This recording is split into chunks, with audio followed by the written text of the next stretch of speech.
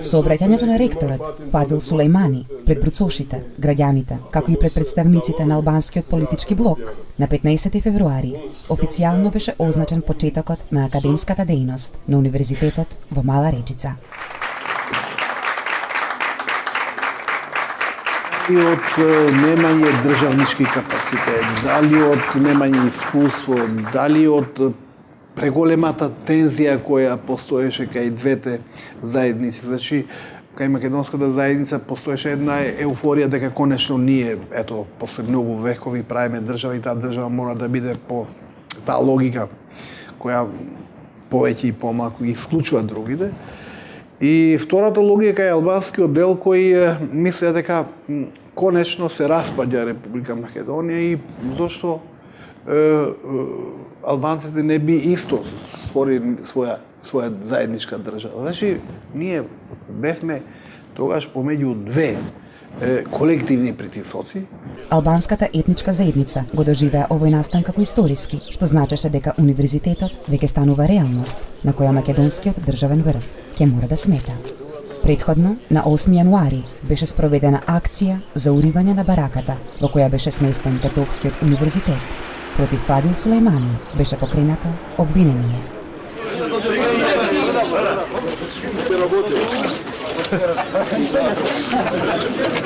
Да onda zajedničko da работиме. Да нас браните, а не да нас нападате. Ако сте за то, onda треба да вас фалимо. Ali mislim da ne za to. Ja mislim дека треба да не фали. Pa da. Onda izvolite onda. Извршуваме нивните наредјења, да. наредби и така. Ali mi imamo moralnu obligaciju prema ovom narodu. 600 studenata, mladi ljudi, treba da se obrazuje, da uče, jer to je u šteti države. Ако влегемо тука и учимо. Тогаш се одеше на нешто што е по максимално или условно кажано по-радикално од тоа што е педагошки факултет и веќе се одеше со елаборат, односно со основање на универзитет Тетовски. Сега вака, ја мислам дека не е убаво ни за нас, ни за народот, ни за другите да се... Да, ali vi ste krivi, vi stvarate ove gužbe ovde. Не, буквално не може да Vi ostavite nas na miru, da radimo normalno, neće da se dešava ništa ovde. Vidite što je realnost. Ja sam uvek iskren. Ako policija dovađa i sutra ovde, jer sutra počinemo sa ekonomskom i pravnom fakultetom, тука ќе биде, ако не више 100.000 граѓана да нас брани. Ја имам моралну обавезу да учим омладину, да васпитавам и тражим одбрану. Овај народ мора да ми брани да ја радим слободно, нормално у просторијама. Морам да радим. Сега, за сега...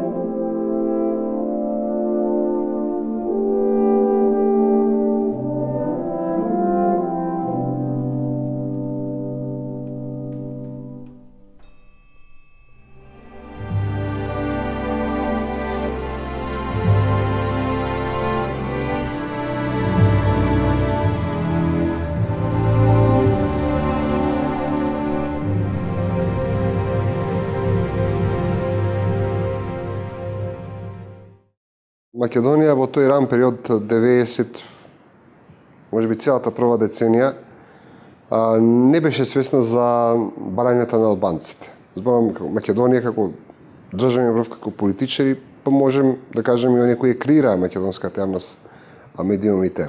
Тој е периодот кога и меѓуетничките односи, односно македонско-албанските односи беа на дното на тоа што е меѓусебна толеранција, само поради тоа што едните бараат високо образование, другите не даваат, односно не дозволуваат. Се сеќавате во 88-89 година последната комунистичка влада на Григорije Гоговски под влијание на Милошевиќ укина дел од тие права на албанците. Мислам дека тука беше и таа педагошката академија и многу други елементи. И сега кога доаѓа демократијата, нормално е дека една демократска држава треба тие права да ги врати на старт. И не само да ги врати, ако демократијата е демократија за сите, значи и една вака голема, заедница во Република Македонија, кој што беа албанците, имаа право да побараат таков корпус на човекови права или на етнички права. Ju studentëm të shtrenjtë, keni nderin dhe krenarin që po hapni dyert e ditorisë së tempullit që do të lëshoj dritën e mendjes, të syve dhe të zemrës në këto troje. Ние самостојноста на Македонија ја гледавме само преку призмата на македонците. Како да не сакавме да сватиме дека заедно со нас живее едно огромно малцинство, да го речем со тогашниот термин, албанското, кое по природа на нештата и по спонтаноста на нештата имаше потреба од еден нов корпус на барање. Во тој период исто сакам да кажам дека тој однос македонци и албанци стално беше на некој начин роварен од разузнавачките служби на србите пред се или на КОС предходно, бидејќи тие можеа тоа да го прават. Другите, некој ќе рече, па добро, дали само србите, дали не бугарите. Другите не можеа, немаа инфраструктура внатре, за да можат да изведуваат операции во Македонија. Но Србија, поради врските со КОС предходно и поради влезеноста во нашите безбедносни служби и системи, има инфраструктура тоа да го изведе. Овие форми беа, да ви кажам, испробани, проверени, уиграни, уште во периодот на поранешна СФРЈ, на просторите на тогашна социјалистичка автономна покрајна Косово и Метохија. Mundohet dikush që Universitetin e Tetovës ta bëjë instrument politik për t'i arritur qëllimet e veta dhe ta shkatrojë këtë Maqedoni. Ja dhe tashun dëgjova që policia prej jashtë kërkon ta ndërpresin mbledhjen. И сега јас имам сознание дека милицијата бара да се прекине со конференцијата. Shumë dëm, shumë keq. Многу штета и многу лошо. Le të urdhëroj. Нека поведе. Tash të tje. Од сега и натаму. Ne do të të mbajmë sim. Ние ќе држиме настава. Tërheqje nuk ka. Од тргнување од тука нема. Policia, po që se vjen edhe na pengon nesër, mas nesër. Полицијата во колку доаѓа утре, заутре не спречи. Unë nuk jam politikan, çdo gjë e them haptas, jam me dim hapur. Јас не сум политичар, сето го кажам отворено. 200.000 shqiptarët e tovë të dalin dhe të mbrojnë atë lokale që do të mbajmë sim. 200.000 албанци ќе станат на заштита на тие простори и да ги бранат. Le të urdhërojnë.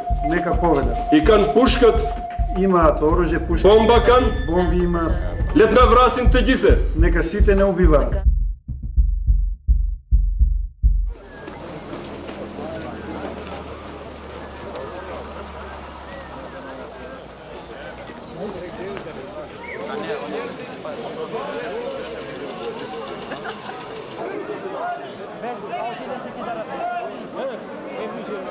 Вие се сетите, Фадил Сулејмани ја провоцираше државата, неговите ставови не беа врзани за интересот за високо образование, туку беа насочени кон тоа да покаже дека нема македонска држава која може да го спречи да направи било што.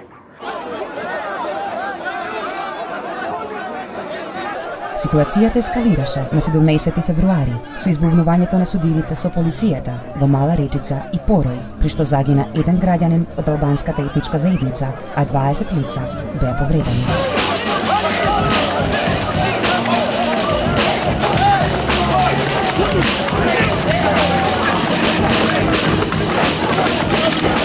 Очигледно денес имавме настан во Мала Речица.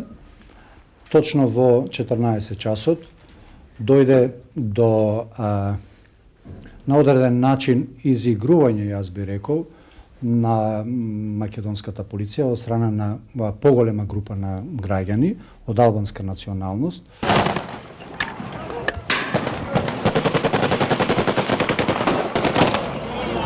Ајде натаму, да потиснем и натаму.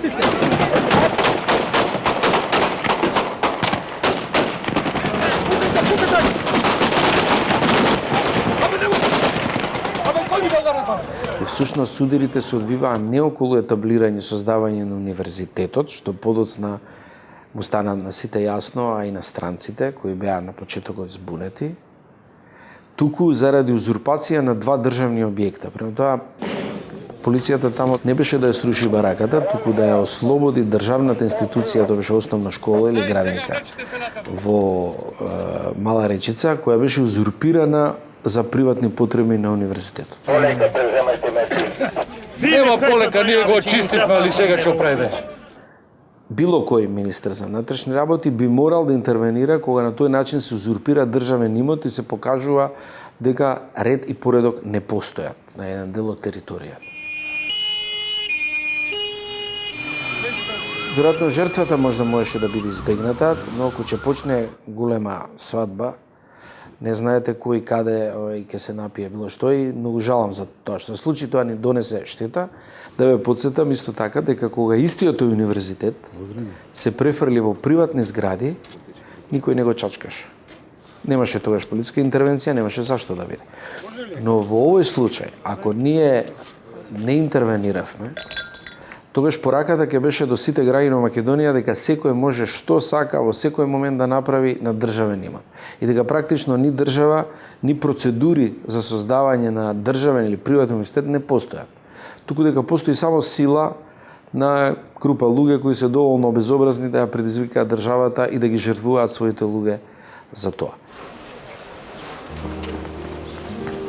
Јавниот обвинител, постапувајќи по кривичната пријава на Министерството за внатрешни работи, покрена барање за спроведување на истрага и одредување на мерката притвор против сите окривени и тоа против лицето Фадил Сулеймани и Милај Фези за постоење на основано сомнение дека сториле кривично дело повикување на отпор по член 206 став 2 од Кривичниот закон на Македонија. Во ниеден момент ние не сме добиле негативен рапорт од странските служби околу тоа. Многу чудно. Денеска, например, би не истуриле од негативни рапорти, нешто така да се обидеме да направиме. Тогаш не, тогаш поддршката на македонската полиција, на македонската државност од американците беше така цврста, така заедничка испреплетеност во акции, што дури и такви акции кои граничеа со деликатна употреба на сила и то на меѓуетнички план, а тоа произлегува од оваа стратешка врска на соработка. Тоа не е паднато од небо, не сме ние посебно убави, бо они нас не сакаат, не ги сакаат албанците или албанската полиција или бугарската полиција.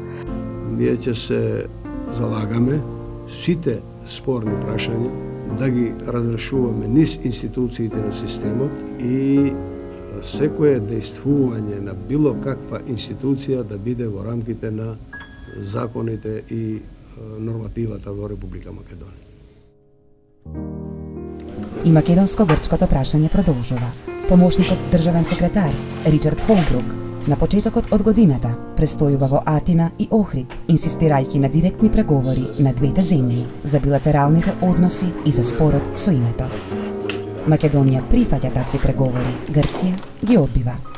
The United States is announcing simultaneously in Skopje, Washington, and Athens that Greece and the former Yugoslav Republic of Macedonia have decided to send their foreign ministers to New York next week to conclude an agreement which takes the first important steps to establishing the basis for friendly relations between these two neighbors.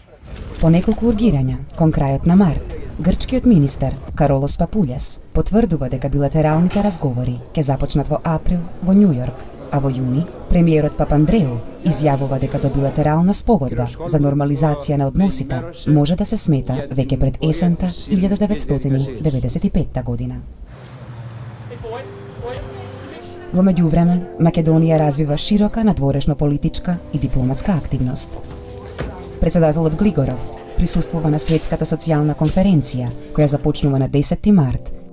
При тоа, посебно се одбележани средбите со председателите на Турција, Украина, Јужна Африка, Романија, како и со председателот на Европската комисија, Жак Сантер.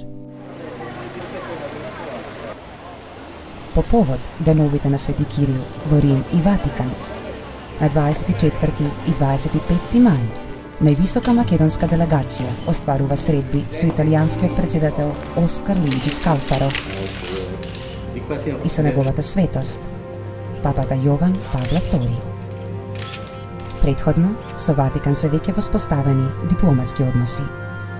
Двете држави, Италија и Ватикан, го поддржуваат процесот на признавање на Македонија. До гледане, иначе е добро.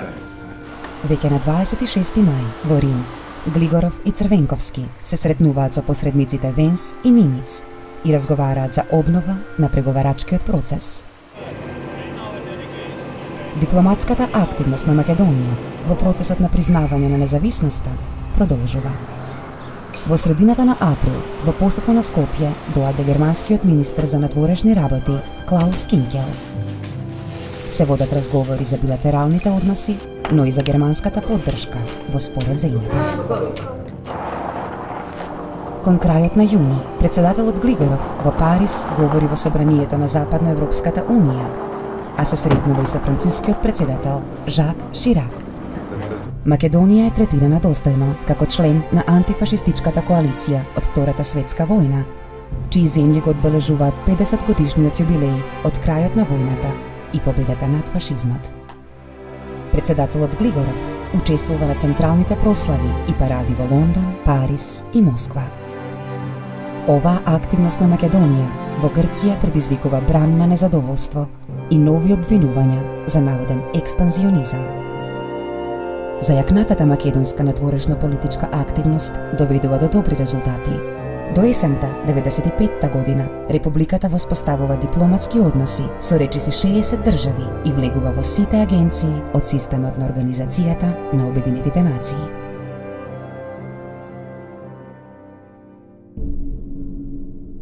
Агенцијата за приватизација има намера во 1995 година да приватизира околу 790 предпријатија. Оваа бројка е прифатена како еден од трите клучни услови за реализација на ФЕСАК аранжманот со Светска банка, покрај преструктурирањето на загубарите и носењето на закон за денационализација. Јас се сеќавам дека при крајот пред моето заминување се појави некоја бројка која што требаше да се достигне и јас реагирав дека таква бројка на приватизација на предпријатија во Македонија не може да се постигне од едноставна причина што нема толку предпријатија. Светската банка, од кога се донесе законот, инсистираше за брза приватизација. Тоа беше по мене исто така една од грешките, затоа што имаме рокови до кога одреден број на предпријатија да се приватизираат. Значи имаше некои преко паралелни цифри, бројки кои што се договараа надвор од моето знаење и на крај се договоривме со Светската банка која е вистинската бројка и кои се вистинските можности на агенцијата. Агенцијата за приватизација сериозно ја бркаше оваа бројка, иако целта не се достигна. До крајот на годината сопственички се трансформираа 604 предпријатија. Се трансформира општествен капитал со проценета вредност од околу 2 милиарди германски марки. Платената приватизација обезбеди само 66 милиони германски марки, односно само 3,3% од проценетата вредност. И тоа не беа целосно свежи пари, затоа што отплатата можеше да се врши со заробени девизи, кои на пазарот котираа со попуст од 50%. На менаџерите и на сите инвеститори кои што учесуваа во процесот на приватизација им беше дозволено да ги откупуваа своите предпријатија и со така наречените замрзнати девизи. Значи, граѓани кои што има замрзнати девизи може да ги остапи, да ги продаде фактички на некој од луѓето заинтересирани да купи акции. Граѓаните ги продаваа ги остапуваа со дисконт, нели? Тој дисконт одеше 70-80%, меѓутоа на тој начин тие добиваа кеш од луѓето што ги купуваа, а овие ги даваа во агенцијата за да платат, меѓутоа при плаќањето номинално 100% им се признаваше. Па на тој начин државата го намалуваше натрешниот долг кој што беше огромен.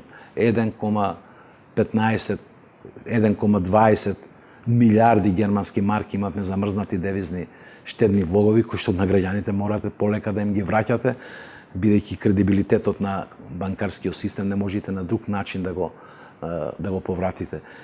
И малку луѓе знаат дека тогаш токму на овој начин негде околу 300 до 400 милиони германски марки, значи 200 милиони евра од прилика, се намали долгот врз оваа основа. Владата, притисната од превземените обврски спрема ММФ и Светска банка, беше цврсто решена со рестриктивна фискална и монетарна политика да ја скроти високата и долготрена инфлација и да обезбеди стабилност на девизниот курс на денарот, макар и по цена на тамошно продлабочување на продолжената и длабока рецесија. Во споредба со нивото од 1989 година, бруто домашниот производ до крајот на 1994 забележа кумулативен пад од дури 43,6%. Ова предизвика сериозни социјални последици. Бројот на невработени достигна 200.000 лица. Да ве поздравам од штабот на гласот на гладните. Владата да си поднесе оставка и по принцип на чиновничка влада во рок од 3 месеца да се обезбедат нови избори. А никој не ме прашуваше сакаме приватизација или не сакаме, бидејќи тоа беше светски процес. Иако на Запад беше услов да се зголеми ефикасноста на пазарните економии, кај нас беше услов да воспоставите пазарна економија. Општествената собственост беше сечија и ничија. Там мораше да се најде свој собственик. Приватни лица, физички, правни, или државата евентуално и тај легитимен собственик. Според тоа, тој процес мораше едноставно да оди, појде со големи попусти. Тоа е точно и врз таа основа беа привилегирани и вработените во фирмите, а особено беа привилегирани менаџерите. Во тоа време приватизацијата се одвиваше на чисто техничко ниво. Немаше политика, немаше вмешување на политичките партии, туку имаше точно определени методи, правила, чекори, кои што требаше да се следат и тие се следеа. Процесот беше транспарентен ако ја гледате агенцијата, бидејќи секоја фирма мораше да оди на конкурс. Агенцијата одлично изврши работата, зборувам до 98 година, со 30 вработени луѓе.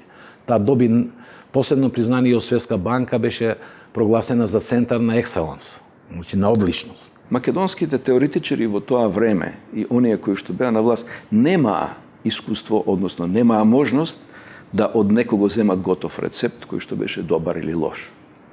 И да речеме го преземат добриот рецепт, го применат кај нас и тој рецепт почне да дава резултати. Не, напротив, мораше да се гради нешто што беше оригинално и тоа дури во секоја земја. Пропусти имаше. Знаете, тоа беше период кога првпат се воспоставуваше процесот. Имаше бројни непознаници на кои што немаа одговори голем број на стручњаци, не наши, ами и стручњаци од надвор, зашто економската наука беше затечена од овој масовен процес на приватизација. Почитувани граѓани, браќа и сестри, 25.000 работници го има изгубено работното место како резултат на стечај во предпријатијата во кои работеа. Околу 130.000 работници, или 1/4 од вкупниот број, платите ги добиваа со задоцнување од 2 до 10 месеци, а некои предпријатија воопшто не исплатуваа плати. Незадоволството кај граѓаните се зголемува. Започнуваат да се организираат протести кои стануваат македонско секојдневие во наредните години. И од овдека одговорно изјавувам, доколку владата не си поднесе оставка, доброволно, без никакви контакти со Унијата утре вечер ќе настапи и агресивно. Благодариме.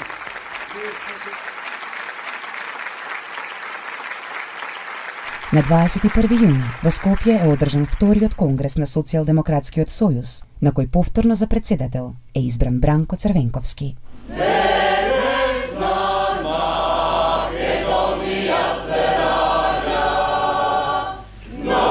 Две недели подоцна, во Кичево се одржува вториот конгрес на ВМРО ДПМН. Го отварам 10-тиот редовен конгрес на ВМРО ДПМН.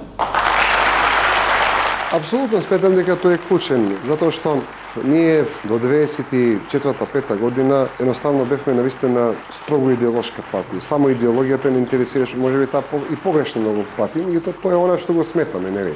Благодарам на сите. Тогаш во 95 година веќе кажавме дека ние сакаме дефинитивно да ја освоиме власта.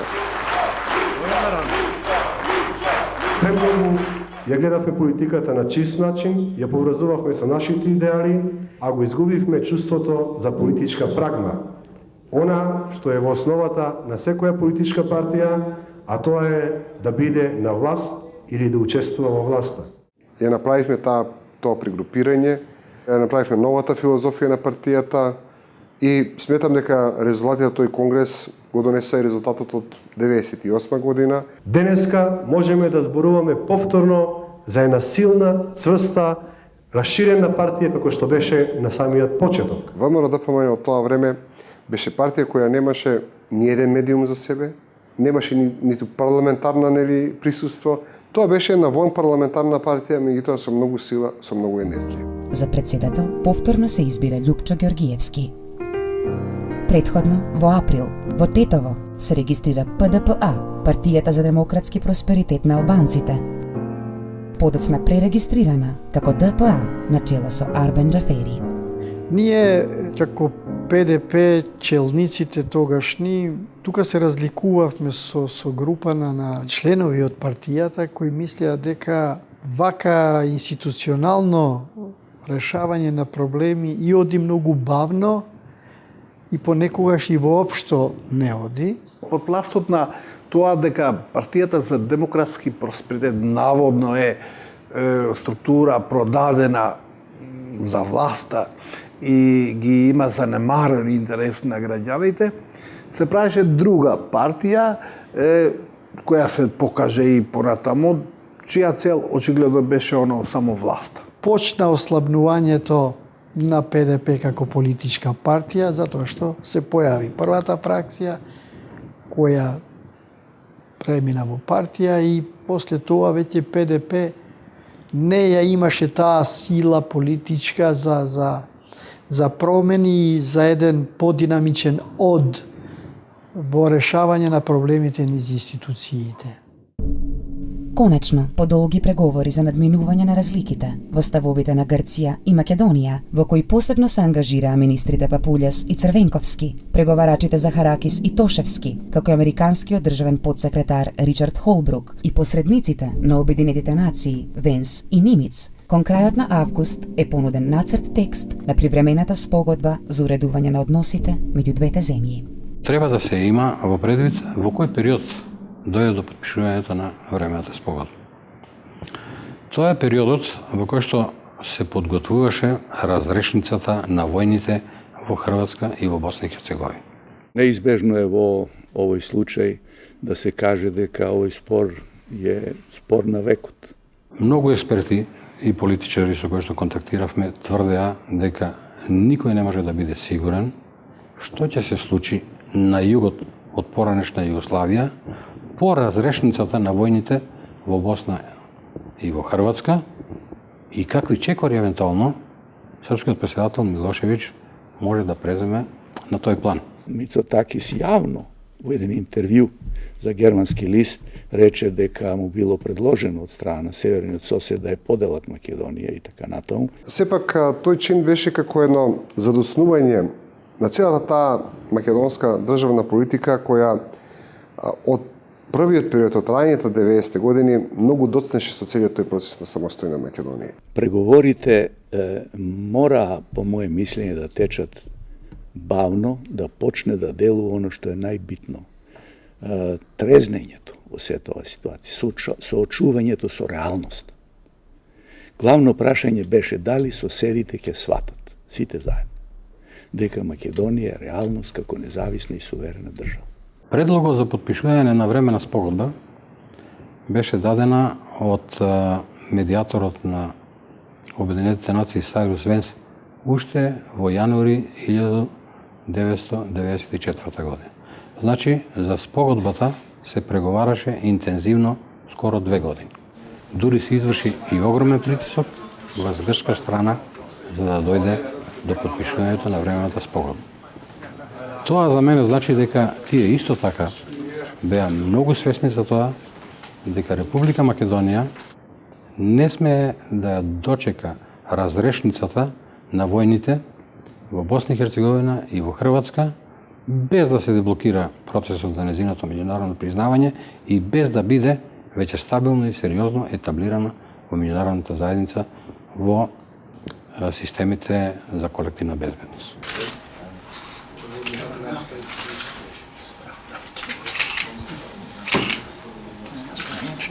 На американците им пукна филмот и едноставно седна, Холбрук срочи еден документ и ни го ставија на маса. Ние моравме да го прифатиме. Грците се обидоа малку да кажат не и на нив им беше речено ултимативно take it or leave it и на крај мора и тие да го прифатите. И сега тој документ во тој момент имаше вонредно големо значење. На 13 септември во Њујорк министрите за надворешни работи на Грција и Македонија, Папулјас и Црвенковски, ја потпишуваат привремената спогодба за нормализација на односите на двете страни. Времето ќе покаже дека оваа спогодба пред се оди во корист на грчката политика. This is an historic agreement. It is of very broad scope and deep meaning. We and they are looking forward toward a good neighbor policy in this vital region, which has been the scene of tragic events so often in the past. I congratulate the ministers and their leaders for showing statesmanlike wisdom and dedication to a peaceful and prosperous future. Во спогодбата пишува дека двете страни треба да разговараат за разликите околу името Македонија. Останува само горчливиот факт дека од спогодбата наваму Грција ги зајакна своите национал-шовинистички ставови, а македонската политичка страна, за разлика од мнозинството македонски народ, постојано отстапува пред грчките барања.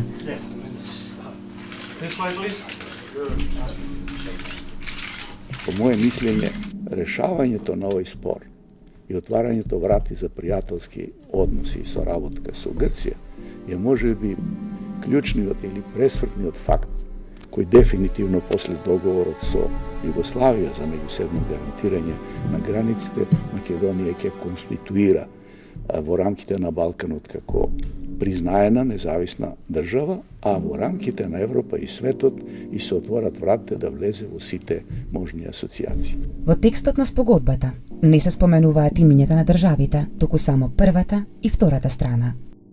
Во неја се вели, првата страна се обврзува да ја признае втората страна како независна и суверена држава, а по кратко време да воспостават дипломатски односи со конечна цел тоа да се односи на амбасадорско ниво, а веднаш, кога е тоа можно, во двата главни града да отворат канцеларии за врски. Заедничката граница се потврдува како трајна и непроменлива. Двете страни се согласуваат да ги продолжат преговорите за името на втората страна, според резолуциите, посредништвото и мандатот определен од Организацијата на Обединетите нации. Втората страна изјавува дека ниту еден од членовите на нејзиниот устав не можат да се толкуваат како таа да има територијални претензии или мешање во внатрешните работи на првата страна во заштита на некои лица или туѓи државјани. Со ова, Македонија практично се откажува од своето малцинство во Република Грција. Во член 7 од спогодбата, втората страна се обврзува да престане да го користи символот содржан на незиното знаме, што значи промена на уставот и на знамето. Македонија се откаже и од своето знаме, а Грција требаше да прекине со ембаргото кон нашата земја, нешто што и онака ќе се случеше, затоа што Европската заедница веќе и се закани на Грција со тужба. Како што рековме, компромисите мора да бидат од две страни, не може да биде само од една страна. Некој вика, дури сериозни аналитичари, видите го колку е паметен овој Кирил Григоров, го стави знамето уште од почетокот за да може да го смени после и да тоа биде нашиот компромис. Тоа беше еден од адутите, така да кажем, во таа полемика која имаше известни ефекти од страна на Грција пред западните партнери, дека тоа е намерно направено за да имаме со што да се трампиме. Па за да не се свати така, ние името го ставивме на страна, оти иначе требаше тоа да се трампи за... Ние бевме против, затоа што сметаме дека со тоа се наруши нели едно од основното право на Македонија, тоа е нели името на земјата. Тогаш како опозиционери таа спогодба ја оценивме како предавнички чин. Сметавме дека е недозволиво да се потпише такво нешто. Тоа е неправедна спогодба. И воопшто целокупниот процес на некој да бара од вас да го менувате името, да го менувате уставот и сите останати елементи, за да може да ви дозволи да функционирате, тоа е голема неправда. Спогодбата беше за нас многу важна, историски чин во еден дел, затоа што конечно Грција сведовме на партнер, претходно не ни беше партнер, него беше една арогантна балканска држава која не подценува и всушност само не казнува со една агресивна политика. Отпадна ефектите на кои се сметаше претходно од Букурешкиот мировен договор 1913 година, според кој Македонија беше и поделена на трите земји. Кога трите земји не признаа 95-та година и воспоставија дипломатски или полудипломатски односи, отпадна стравот и неизвестноста дека можеме да се вратиме на статусот кој бил определен 1913 година со тој Букурешки мир и тоа беше исклучително значајно. First of all, let me say that I am delighted to be joined here by the Foreign Minister of the former Yugoslav Republic of Macedonia and the Ambassador of Greece to formally congratulate these two countries on the agreement they signed yesterday in New York, agreeing to normalize their relations. Истиот ден на подпишувањето на спогодбата, на 13 септември вечерта, председателот на САД, Бил Клинтон, и председателот Глигоров разменуваат пораки со кои двете земји воспоставуваат дипломатски односи.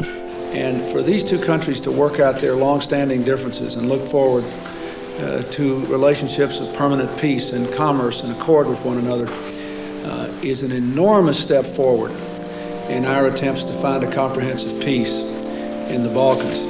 Длабоко сум убеден, времето ќе покаже дека овој чин може да стане пресвртен настан за иднината на Балкан. За кратко време потоа беа отворени канцеларии за врски во Атина и во Скопје. И таа за Република Македонија е еден од мегнисите кои што до некој начин економски ја ослободи Македонија од стегите кои што ги имавме дотогаш и на некој начин почна да пулсира Македонија во делот на економијата и вие знаете дека после тој период Македонија за прв пат, значи после осамостојувањето, почна да бележи стапки на пораст на бруто домашниот производ. И Република Македонија интензивно продолжи со процесот на меѓународно признавање, со целосното етаблирање во меѓународната заедница, со членството во колективните системи за безбедност и со членството во меѓународните финансиски и трговски организации, да не зборувам за членството во сите спортски организации, асоциации и така натаму. Може да мислите ако не беше тоа така, ако не беше спогодбата, јас ќе ви кажам и како подпредседател на собраниот првиот состав и понатаму и како председател на собранието. Нас не примаа во фоје, во ресторан, во кафич ќе седнеме, ќе правиме муавет. Значи не третира за меѓународен субјект, за држава, која што има право да ги воспоставува своите меѓународни односи на начин на кој што смета дека се најцелисходни, најоправдани. После тоа беше секако полесно, знаете. Сепак е сосема друга ситуација кога водите политика кога сте признаени, дефинирани членка на Обединетите нации, а друго е кога сте земја која се уште не може да се каже дека ќе ја биде или нема да ја биде.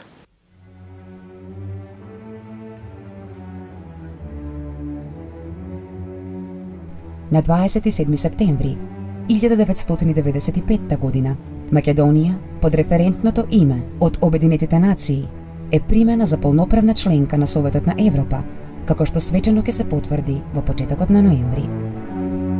Советот на Европа е клучна институција за заштита на човековите права на секоја индивидуа. А ако тие се грижат за човековите права на секоја индивидуа, не може да игнорираат правото на еден народ, како што е македонскиот. Бидејќи се ова што се случува околу името де факто негација на македонскиот народ.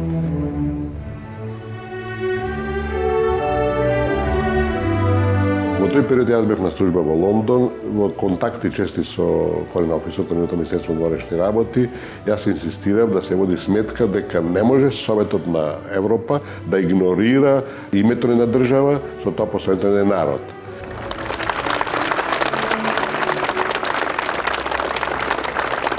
Меѓутоа, нивниот став беше дека е тешко во една таква ситуација да се менува она што беше постигнато во 90-та година како референца, бидејќи истите тие земји кои наметнаа де факто референцата одлучуваат и во Страсбург, нели така? The people of the Republic of Macedonia had two long-lasting dreams: to achieve independence and to build a democratic country. And this event today is a great encouragement for us to continue on this road.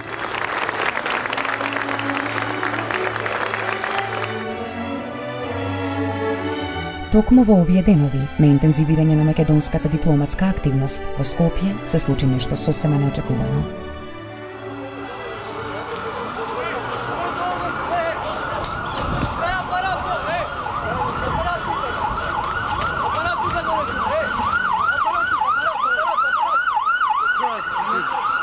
На 3 октомври, нешто по 9 часот изутрина, во центарот на Скопје е извршен атентат на председателот Киро Глигоров. До атентатот доаѓа еден ден по неговата посета на Белград и разговорите со Слободан Милошевиќ за воспоставувањето на билатерални односи меѓу Македонија и Србија. Вие работите овде во овој киоск на Нова Македонија, а што се случи изутрина точно? Изутрината 10 до 10 беше часот кога наеднаш тоа беше ужас што се случи. Ние мислевме дека тоа експлодира, се знаеше дека тоа бомба експлодира. Се испулив натаму јас, кога видов пред Бристол огромен пламен, тоа беше, да, и се тресеше, мислам дека цела земја се тресеше и наеднаш го видовме помина обезбедувањето, што е првата кола на председателот. Внатре имаше луѓе, тоа беше ужас, луѓе, да ви кажам, тоа не можам да, јас сум многу потресен и не можам да зборувам, заминаа они одма, гледаме на таму, почна народ да се собира, полиција исто, почна да викаат дека председателот е у кола, одма се каже дека шоферот е погинат на председателот, почна да пукаат стаклата, паѓаа стакла на сите страни. Не можам да ви опишам тоа што беше, мислев дека јас све се руши од сите страни, мислев дека ќе почнат да паѓаат зградите, тоа беше стварно ужас нешто. Да, многу беше лошо, да. Атентатот на председателот Глигоров ја шокираше целосно и домашната и меѓународната јавност. Морам да признам дека јас како министер за одбрана бев шокиран, затоа што во збирните информации кои што ги добивавме од нашите служби, немаше никаква најава за можен атентат врз председателот Глигоров. По кратко време лекарскиот тим не информира дека здравствената состојба на председателот Глигоров се влошува. Вечерта на едно советување на еден конзилиум, колку што знам, лекарите констатирале дека председателот не е во таква состојба да може да биде транспортиран надвор од земјата и да се изврши потребниот зафат и дека била донесена одлука дека тоа ќе мора да се направи во земјата. Како што е познато, тој зафат го направи меѓународен тим под раководство на професор Јовица Угриновски многу успешно и председателот Глигоров почна набрзо да закрепнува. Како што јавноста веќе е информирана преку званичното соопштение од Министерството, направена е хирушка интервенција, отстранети се последиците од претрпените повреди. Господинот председател има стабилни, витални функции, се преземаат сите мерки на одржување и сите други потребни и неопходни мерки медицински. Се надеваме дека се ќе се заврши добро. Атентатот на Киро Глигоров е дело на отуѓената олигархија создадена во време на неговото председателство и неговото управување со нашата држава како патрон на младиот Бранко Црвенковски, и тоа оној момент кога тој, благодарејќи на притисокот на меѓународната заедница, реши да стави крај на таа узурпација, крај на шверцот, црноберзијанството и да му каже на Милошевиќ дека заврши неговата, како да кажем, улога во оспорувањето, односно успорувањето на изградбата на македонската држава. Тогаш се дадоа првите оцени дека Македонија заради својата специфична меѓународна позиција, па и внатрешни односи е подложна апсолутно на корупција, на нелегални економски односи и размена со соседите, особено со Србија, дека со многу агрегати од економијата раководи мафијата која има големи интереси во шверцо, да кажеме, со енергенси, нафта, цигари. Кога Глигоров рече доста за ова, значи ова невидено злоупотребување на трагедијата на муслиманите, на хрватите, на србите, на словенците и на сите, се случи атентат. Još jedan Ruković. Još? Ajde. Мислам дека ако се сериозно расправаше подоцна во тој период што следеше истрагата, требаше да не донесе барем после падот на режимот на Милошевиќ на соработка со нивните служби и дознавање. Моето мислење и тогаш и сега е дека тоа мора да не однесе, треба да не однесе до српските разузнавачки служби и српскиот криминал кој функционираше заедно и функционираше на тој начин во целиот регион. И тие имаа мотив тоа кон Киро, они не му заборавија, они го смета него како свој ученик и дека тој должен нешто на режимот во Белград. А Глигоров потполно ја сврте целата приказна во линија на македонските национални интереси и посебно со облегување на американците и прекин со србите. Тој гест тие не мислам дека не му го простија никогаш.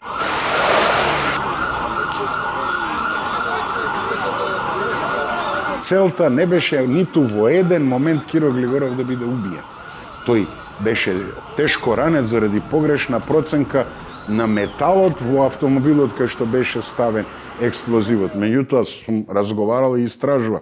Експерти за експлозиви, некои од нив дури побегнаа од државата за да не исчезнат мистериозно како некои сведоци, ме уверуваа кога поставуваш експлозив и ако веќе си се дал на работа со песок да го ограничиш, за да го насочиш во еден правец, ако сакаш да убиеш, во експлозивното полнење тураш шрапнел.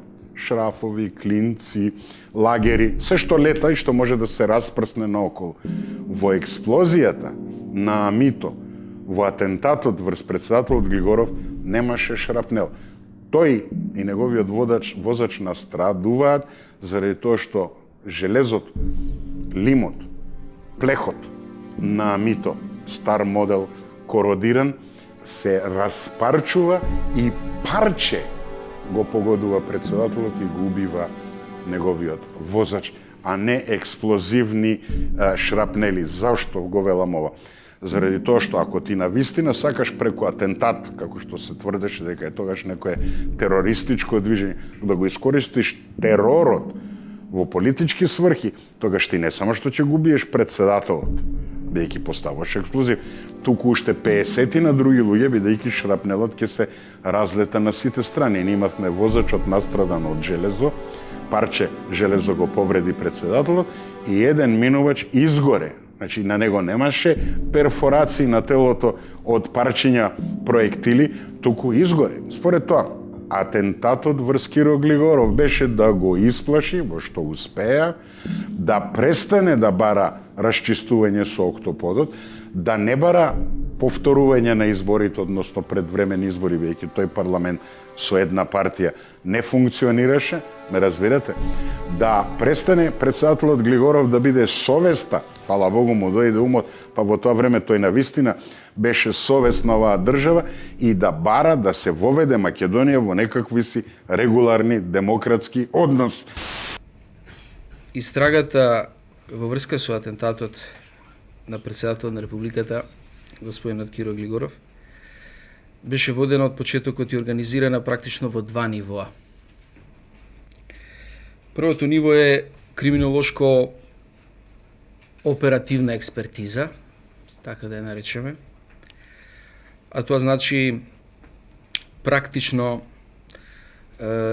максимално возможно стручно покривање на сите траги, односно сите докази од местото на настанот и од очевидците кои можат да посочат на сериозни траги до можните сторители. Тоа не можете меѓутоа да го направите без поддршка на некакви структури полициски во Македонија. Тоа не се изведува таа операција само од надвор. А единствени кои имаат таква позиција се коси србите. Нема други кои можат да имаат позиција во македонските разузнавачки служби на тој начин и затоа таа врска, по моје мислење, е од највисок степен на веројатност. И сега спекулирам и сега не можам да тврдам, меѓутоа јас сум убеден во тоа.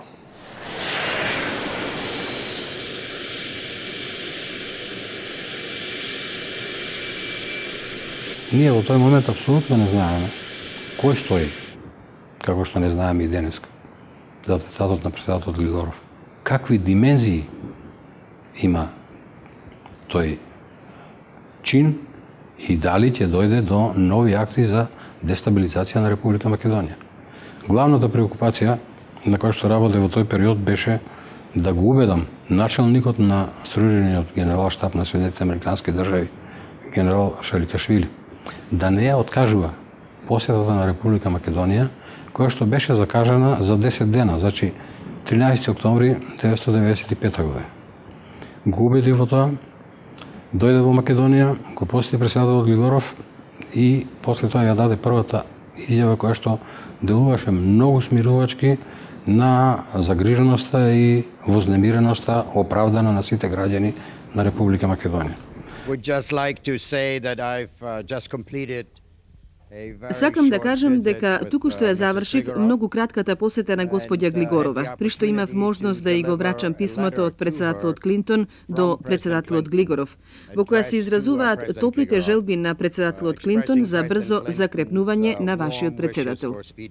А веднаш после тоа му се јавив на секретарот за одбрана Билјан Пери и знаејќи дека денот на благодарност, тоа е 17 ноември, секогаш го поминува со нивните војници надвор од Соединетите држави, го замолив овој ден на благодарноста да го помине со нивните војници од мисијата Умпреде во Република Македонија. Ја прифати таа покана и секретарот Пери дојде на 17 ноември 1995 година со 5 други министри на земјите членки на НАТО. Го посети председателот Глигоров и тоа беше првото негово појавување во јавноста. Меѓутоа, тоа што е најважно е дека во неговата изјава после тоа даде исклучително силна поддршка на мирот и стабилноста на Република Македонија и покажа дека зад мирот, стабилноста, безбедноста и иднината на оваа држава стојат и Соединетите Американски држави и НАТО. На наредната седница на собранието, македонските пратеници му дадоа почит на возачот на председателот Глигоров, Александар Спировски, кој загина во атентатот. Загуби животот во атентатот извршен врз председателот на Република Македонија вршичи ја својата должност. И додека јавноста е преокупирана со атентатот на председателот, во македонското собрание, во кое владее само една партија, во брза постапка се врши промена на уставот, согласно времената спогодба. Македонија го губи своето знаме и ги ослабува своите позиции во спорот со Грција. 110 пратеници гласаа за. Дали е некој против? Еден е против. Дали некој се воздржува од гласање? 4 пратеници се воздржуваат од гласање. Констатирам дека собранието го донесе законот за знамето на Република Македонија. Македонија добива ново знаме. Старото 16-крако сонце е сменето под присила за ново кое е избрано на конкурс. Контроверзен остана изборот на актуелното државно знаме.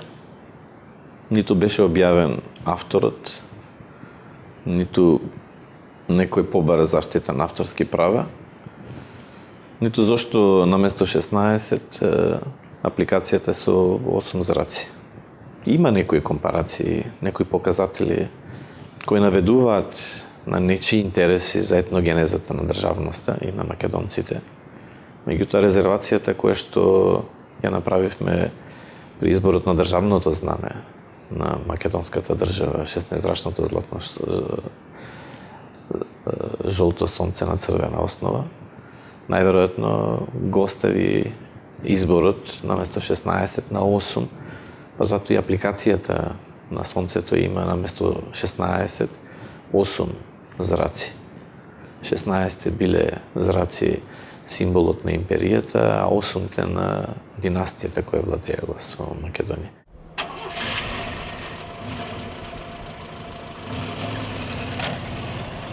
На 9 октомври, Собранието на Република Македонија ја ратификува спогодбата.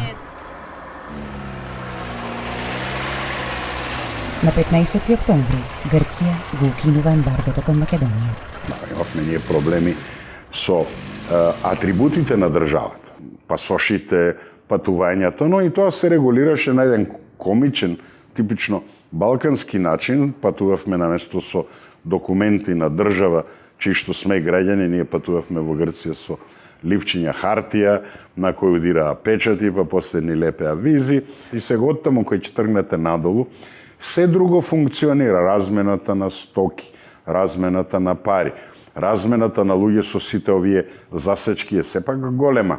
Грција веќе 4-та година ги блокираше сите тие процеси, дека Република Македонија како резултат на тоа во моментот кој беше потребна јасна перспектива, мир, стабилност и безбедност, остана надвор од сите меѓународни организации и асоциации и посебно од колективните системи за безбедност, каде што сигурно најважно место има ОПСЕ, дека Република Грција со таа блокада веќе 2 години не држеше пред вратите на партнерство за мир, со што го изгубивме чекорот за остварувањето на еден од најважните стратешки проекти на Република Македонија, членството во НАТО, и дека Република Грција со таа блокада не држеше надвор и од економските асоциации и структури, кои што беа исклучително важни пак за економскиот развој на државата. На 14 октомври Македонија станува 53-та членка на ОПСЕ, а на 22 октомври во Њу Јорк, во текот на јубилејното Генерално собрание на Обединетите нации, на кое македонската делегација ја води претседателот на собранието Стојан Андов, прв пат пред зградата на Обединетите нации е кренато македонското знаме.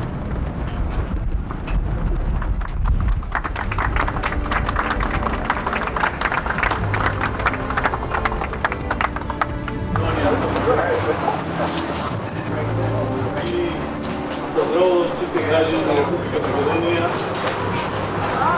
Ово е момент на нашата гордост, кога намето на Република Македонија почнува да се вее меѓу сите знамија на сите земји членки на Организацијата на Обединетите нации.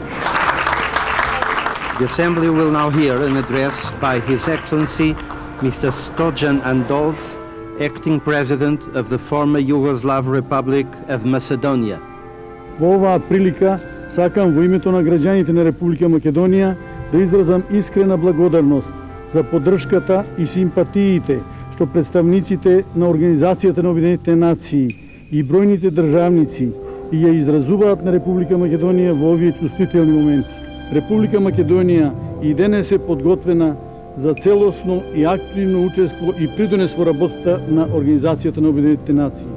Со надеж дека токму врз основа на повелбата на Обединетите нации конечно ќе го оствари своето право организацијата да се обрача со нејзиното уставно име Република Македонија и дека активно ќе биде помогната во надминувањето на штетите од санкциите и блокадите. Благодарам.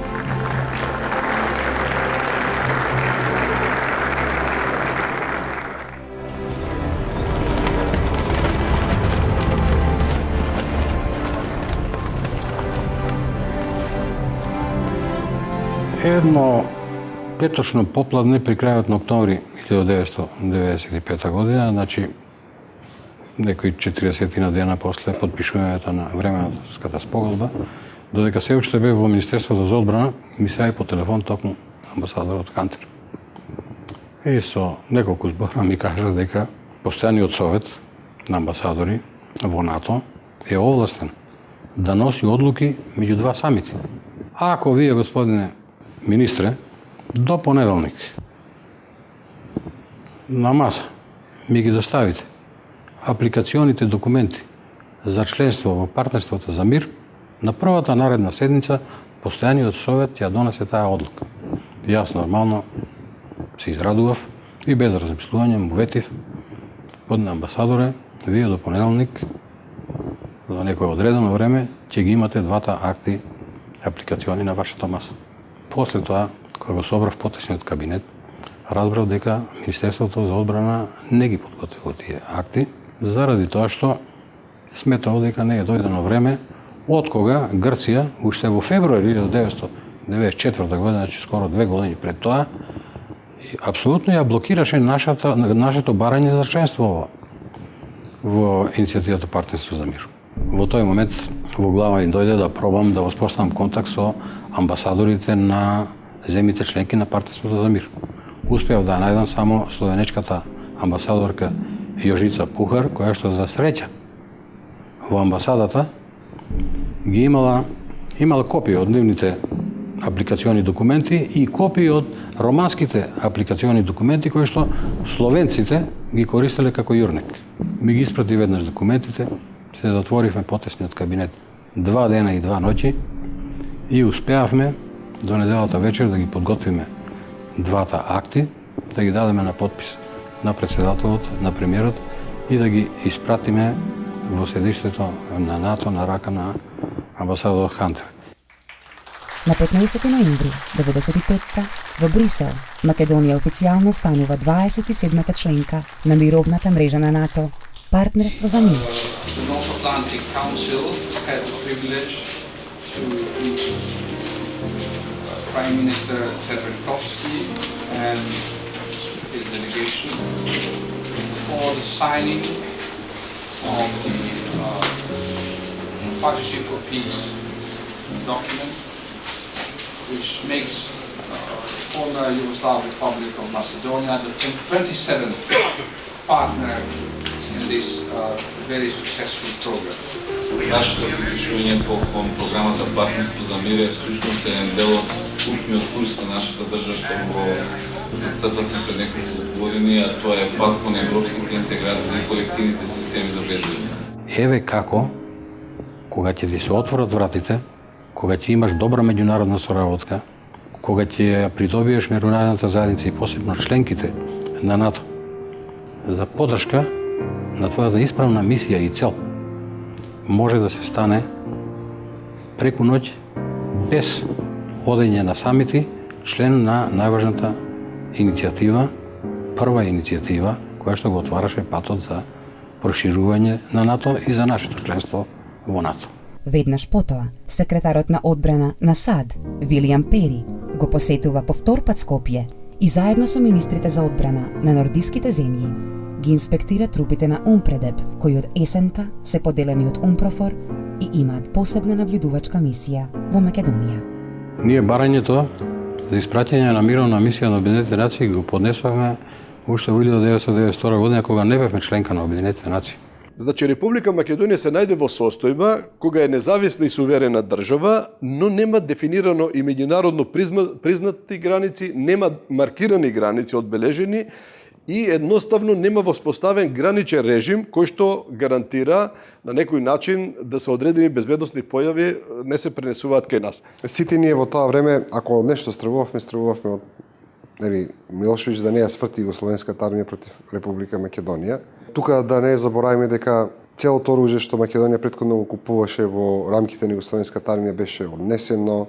Делот према Косово беше уште посложен, затоа што Косово почна да функционира ни во Србија, ни надвор од Србија. Значи, де факто е во рамките на Србија, мислам де јуре, а де факто функционира како изолиран случај, каде што тие си ги презимаа функциите, институциите и така натаму, воспоставува таму паралелно функционираат две власти, дури можеше да се рече дека српските власти не функционираа на Косово. Мисијата со одлуката на Обединетите нации беше распоредена не само на границата према Србија, туку и на границата према Република Албанија.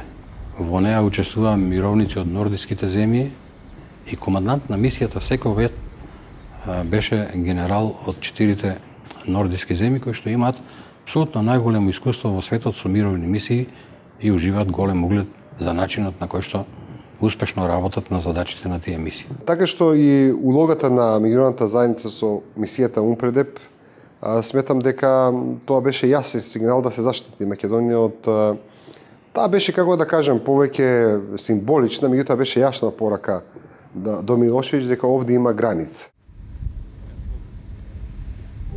Ја можам слободно да кажам, Македонија никогаш не е имала волку пријатели. Секогаш за неа други решавале. Оваа ситуација да Македонија стана субјект, да комуницира со сите нив и да ги доби симпатиите на многу земји. Тоа е импресивен и еднаш во историја на државата момент кога државата станува, кога експлодира незината меѓународна видливост, кога станува етаблиран член на меѓународната заедница. До крајот на годината членките на Европската унија не признаа, воспоставија дипломатски односи, добар дел од нив отвори своји дипломатски мисии, односно амбасади во Скопје.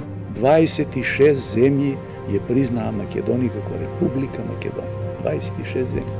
Тоа е прво заради стратешките цврсти врски со американците кои ги отворивме 91 посебно 92 година, второ заради една релативно тврда, одговорна меѓународна политика која водевме без отстапки. Треба да ги цениме своите историски етапи затоа што се платени со големо страдање на собственото население, големи премрежија. Кога ќе видите каква ситуација имаше Македонија, полоша од таа може да има само држава што има граѓанска војна кај себе. Значи практично земја која претходно постоела не е признаета да ја биде стора, проблеми со скоро сите соседи, некои поинтензивно помалку и од една станува држава која е за респект во регионот. Тоа е страшен исчекор. И тоа го прават овие граѓани. Не го прават некои други луѓе. И честитки во таа смисла на таква една, сега кога гледам тоа без никакви врски со тоа дали јас сум учествувал во тоа или не, тоа е импресивен резултат на нацијата.